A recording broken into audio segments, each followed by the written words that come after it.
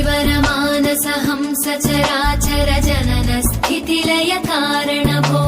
साम्ब सदा शिव शम्भो शङ्कर शरणं मे तव चरणयुगम्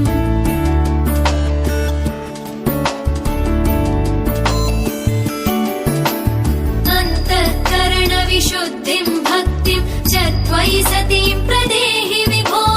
साम्ब सदा शिव शम्भो शङ्कर शरणं मे तव चरणयुगम्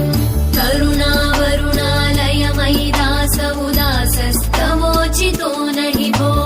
साम्ब सदा शिव शम्भो शङ्कर शरणं मे तव चरणयुगम् शिवाय नमः शिवाय नमः शिवाय नमः नमः शिवाय शिवाय नमः शिवाय नमः शिवाय नमः